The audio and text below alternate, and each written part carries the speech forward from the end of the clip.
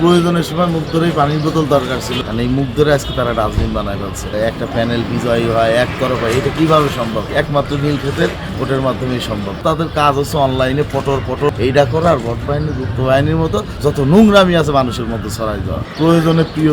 প্রয়োজনের সময় মুগ্ধরই পানির বোতল দরকার ছিল, ডাকসু ভোট নেওয়ার জন্য দরকার ছিল, যে তারা 24শে জুলাই তারা বুকে ধারণ করে, তারা পকেটে করে নিয়ে ঘরে, তাদের জায়গাগুলো এরকম ছিল যে এই মুগ্ধর একটা পানির বোতল তোলো ওই সময় ডাকসু নির্বাচনে, ঠিক আছে।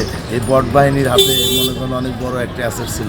সেই বট বাহিনী, যে গুপ্ত বাহিনী এখনও বর্তমানে বাংলাদেশের যত অপপ্রচার, যত নিন্দানীয় কাজ, যত নিকৃষ্টতম কাজ তারা করে থাকে। হয়তো তারা ক্ষণিকের জন্য কিছু লাভবান হয়েছে, কিন্তু আগামীর ভবিষ্যতের জন্য, আগামী দিনের জন্য এই বট বাহিনী বা ইসের যে গুপ্ত এরা এই লাভবান বা এই জায়গাগুলো তারা কখনোই আসতে পারবে না। বাংলাদেশের সাধারণ জনতা সেটা এবারে নির্বাচনে সেটা প্রকাশ করেছে, সেটা দেখিয়ে দিয়েছে যে বাংলাদেশের মানুষ গুপ্ত বা এই যারা সুবিধা ভোগ করার জন্য সময়ের ভাবে আসে, তারা তাদের অবস্থান বা তাদের মানুষের কাছে তাদের কি কতটুকু তাদের প্রতি তাদের চাওয়া পাওয়া আছে সেইটা তারা প্রকাশে।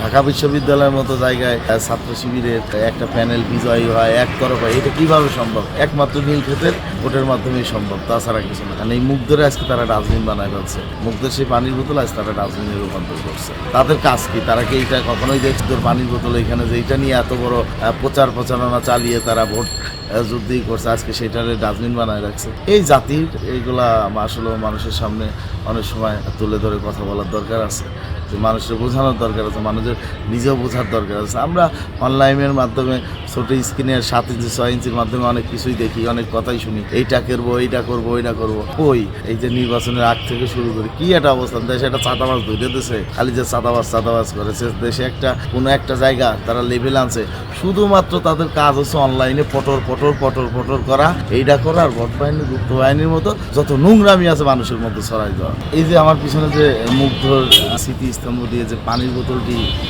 দেখতে পাচ্ছেন, এটার মধ্যে এখন কি আছে দেখছেন? এটার মধ্যে আছে বিভিন্ন খাবারের প্যাকেট, প্লেট, পানির মানে অপ্রয়োজনীয় যে গ্লাস, এই ভাঙাচোরা এগুলা মানে পুরো একটা ডাস্টবিন বানায় ফেলছে। তার মানে মুগ্ধর আমার প্রয়োজন ছিল কোন পর্যন্ত?